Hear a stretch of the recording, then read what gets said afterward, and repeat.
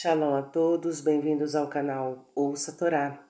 Vamos continuar o Midrash do livro Yehoshua. As bênçãos e maldições sobre Har Gerizim e Har Eval.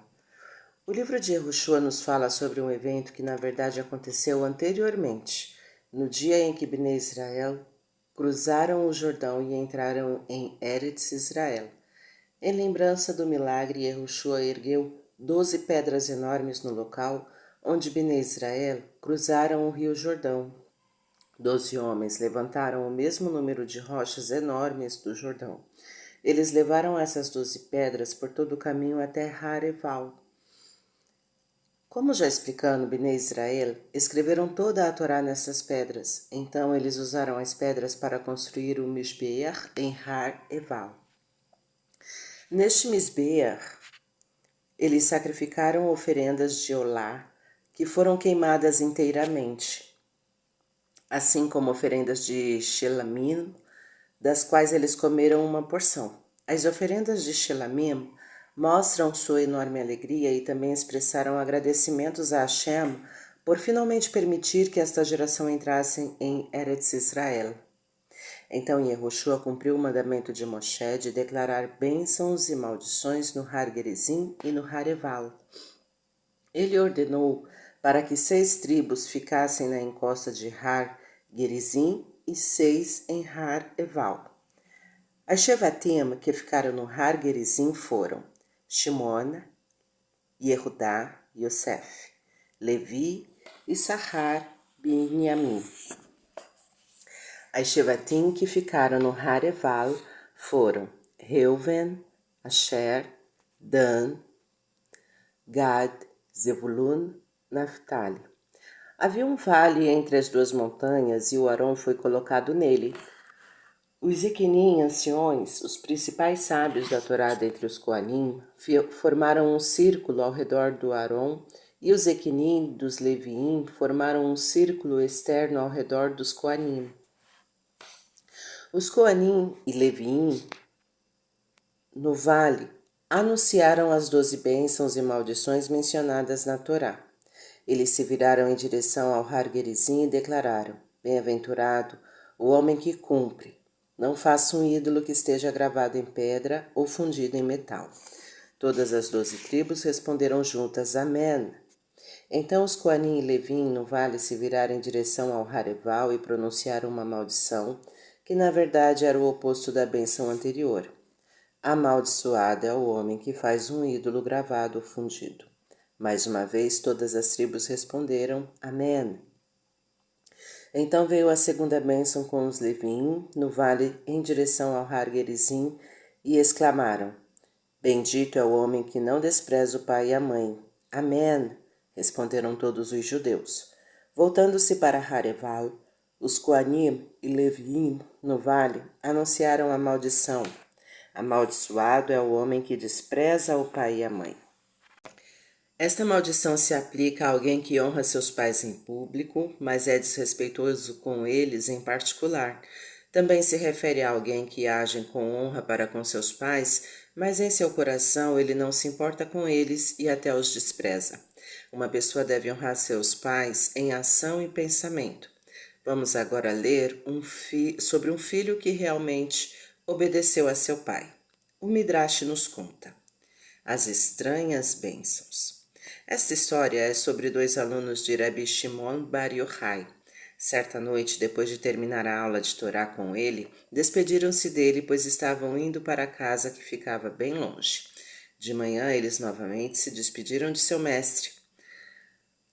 Mas vocês já se despediram ontem à noite, Rabbi Shimon Bar Yochai exclamou. Por que vocês vieram de novo até mim? Bem, mestre, responderam eles. Uma vez o Senhor nos ensinou que se um aluno se despede de seu mestre e adia sua viagem até o dia seguinte, ele deve mais uma vez se despedir. Nós sabemos que isso aconteceu com o rei Shlomo, quando o rei enviou as pessoas para casa depois que o Beit HaMikdash foi inaugurado. Eles se despediram dele no 8º dia de Sukkot. Então, já que eles ficaram um dia extra, eles mais uma vez se despediram dele no dia seguinte. Percebendo que esses 2 estudantes eram grandes Talmidei Chachamim, Rabbi Rabi Shimon tomou uma decisão. Ele disse ao filho: Eu quero que você siga estes 2 estudantes para a cidade natal deles e peça uma bênção. O filho de Rabi Shimon fez o que lhe foi pedido. Ele encontrou os 2 eruditos da Torá no Beit HaMikdash. Ele esperou respeitosamente até terminarem o estudo. Só então ele se aproximou deles. Por que você veio aqui? Eles perguntaram ao filho de Rabi Shimon. Meu pai me enviou para pedir uma bênção, ele respondeu. Eles o abençoaram da seguinte forma: que seja a vontade de Hashem que você semeie e não corte, traga, mas não saia, leve para fora e não para dentro. Que seu lar eterno seja destruído e que você viva em seu lar provisório, que sua mesa seja uma bagunça, que você não veja o primeiro ano. O filho do Rabi Shimon ficou horrorizado com essas palavras. Foi com um coração pesado que ele voltou para a casa de seu pai. Para ele parecia mais uma maldição do que uma bênção. Mas ele sabia que, em qualquer situação, ele ainda era obrigado a respeitar e honrar seu pai, não importando o que acontecesse. Quando chegou em casa, ele repetiu a bênção para o pai, acrescentando quanta dor essas palavras lhe causaram. Mas estas são realmente bênçãos, exclamou Rabi Shimon. Ele passou a explicar. Você deve semear e não cortar. Significa que você deve ter filhos e eles não devem morrer. Traga, mas não saia. Significa que você deve trazer esposa para seus filhos em sua casa e seus filhos não morrerão, para que suas esposas não saiam de sua casa. Leve para fora e não para dentro significa que você deve dar suas filhas em casamento e elas não devem voltar para você, o que significa que elas nunca se tornarão viúvas ou divorciadas. Seu lar eterno é a sepultura. Eles lhes desejaram uma vida longa para que seu túmulo permaneça vazio. O seu lar temporário é o lar onde você mora agora, pois todas as casas neste mundo são temporárias. Você deve gozar de muitos anos saudáveis. Sua mesa seja uma bagunça significa que você deve ter bebês que desarrumem sua mesa.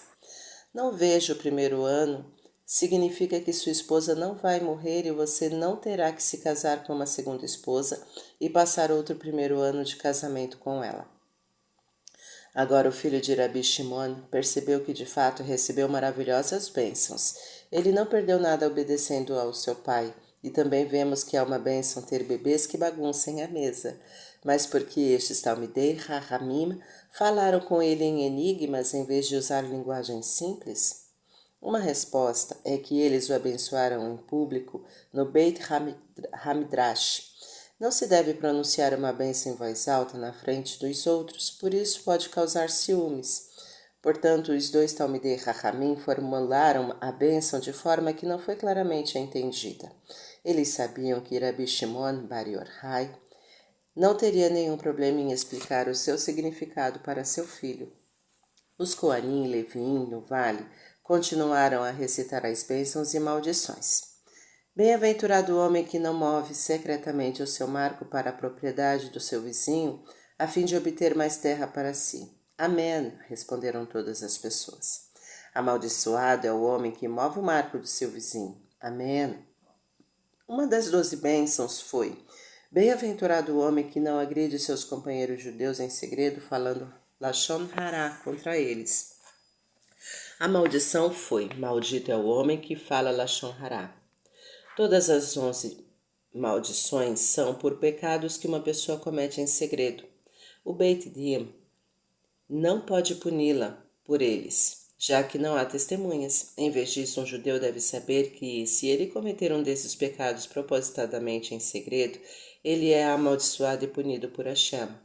Ao responder Amém, as maldições e bênçãos, os judeus as aceitaram. Foi um novo pacto com Hashem.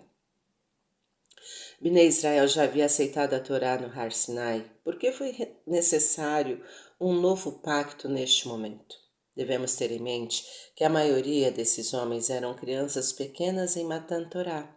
Alguns deles nem haviam nascido ainda. Hashem queria que eles aceitassem pessoalmente a Torá no dia em que entrassem em Eretz Israel. Eles então a manteriam fielmente mesmo depois de conquistarem a terra. quando estariam ocupados com a agricultura, depois que essas 11 maldições e bênçãos especiais foram anunciadas. Yehoshua também leu para Bnei Israel todas as bênçãos que eles desfrutariam se mantivessem a Torá e as punições que sofreriam se a negligenciassem.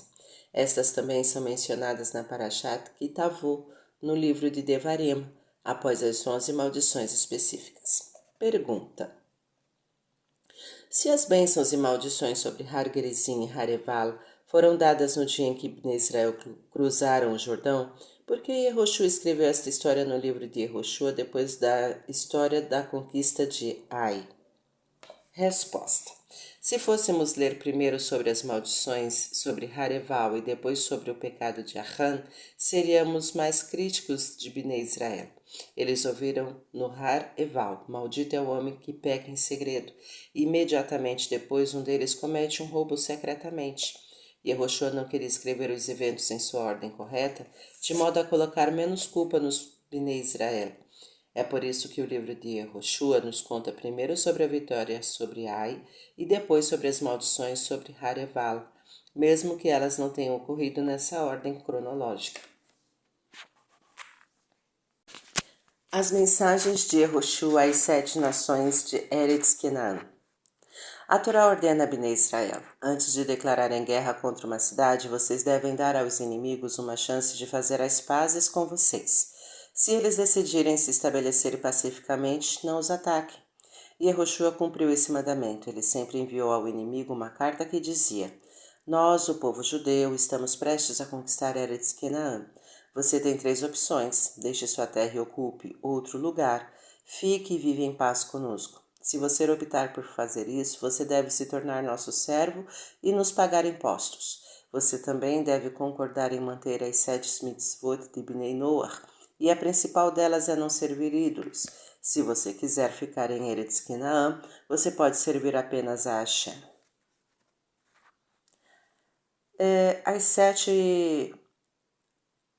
sete mitzvot de Bnei Noach são: não servir ídolos, não amaldiçoar Hashem, não matar, não manter relações proibidas, não roubar, criar tribunais para assegurar que estas mitzvot sejam mantidas e não comer carne de um animal vivo.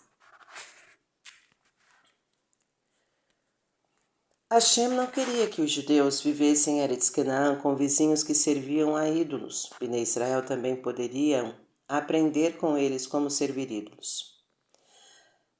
Terceiro, fique e lute contra nós. As 7 nações que receberam esta mensagem sabiam que Hashem havia dividido Yansuf para Bnei Israel e que eles haviam superado os poderosos reis Sihon e Og. Portanto, todas as 7 nações deveriam estar cientes antes de mexer com os judeus e seu Deus. Mas eles eram maus. Eles não estavam interessados em ouvir os mandamentos de Hashem. Eles queriam continuar seu modo de vida maligno. Eles amavam seus deuses e desfrutavam de todas as terríveis cerimônias que faziam parte de sua adoração a eles, como sacrificar crianças. Tampouco eles faziam parte de sua adoração. Tampouco eles observavam as leis do casamento, de modo que os irmãos frequentemente se casavam com irmãs, os pais se casavam com as filhas, eles tinham festas em que agiam como animais e não como seres humanos. Os sacerdotes idólatras diziam a eles que os deuses ficavam satisfeitos quando eles se comportavam desta maneira. Quanto mais selvagem, melhor. Os Kenaanim não desejavam mudar esse modo de vida empolgante e perder a liberdade de fazer o que desejasse. Assim, ao receber a mensagem de Yehoshua, eles não escolheram fazer a paz e aceitar as 7 mitzvot de Bnei Noach, sequer tinham qualquer intenção de deixar sua maravilhosa terra. Eles decidiram lutar com unhas e dentes contra Bnei Israel e expulsá-los de Eretz Kenan. A única das 7 nações que decidiu se afastar de Eretz Kenan foi a de Girgash. Todos os Girgashim foram para a África. Hashem deu aos Girgashim uma bela e nova terra na África como uma recompensa por sua partida. As outras 6 nações se prepararam para a batalha. Depois de ouvir como Bnei Israel tinham derrotado a cidade de Ai, atacando-a com todo o exército judeu, eles raciocinaram de tudo o que eles precisavam era um exército ainda maior e eles facilmente derrotariam Bnei Israel. Portanto, os reis das 6 nações, Hit, Emor, Kenani, Perizi, Rivi e Evusi, mobilizaram um enorme exército para combater Bnei Israel. Havia, no entanto, uma família da nação Riv que percebeu que não era uma boa ideia lutar contra os judeus. Eles eram o povo de Givon. Eles se lembravam muito bem de que esses judeus tinham vencido Jericó e Ai. O povo de Givon não se sentia confiante o suficiente para ir à guerra e realmente desejava fazer as pazes com Bnei Israel. Mas, por outro lado, eles não estavam dispostos a abandonar seu culto idólatra. Os Givonim decidiram então enganar Bnei Israel. Se Bnei Israel pensassem que eles não fazem parte das 7 nações de Eretz Canaã, eles fariam um tratado de paz com os Givonim, sem obrigá-los a observarem as 7 mitzvot de Bnei Noach. Além disso, os Givonim pensaram: se os judeus fizerem um tratado de paz conosco, de quem seu Deus não gosta, ele ficará muito zangado com eles. Ele então os castigará e não lhes dará a terra de Canaã, que permanecerá em nossas mãos para sempre. Vamos continuar na outra semana. Tá gostando do conteúdo do canal? Então curta, comenta, compartilha. Ainda não é inscrito? Se inscreve, ativa o sininho e fica por dentro das novidades. Shalom a todos!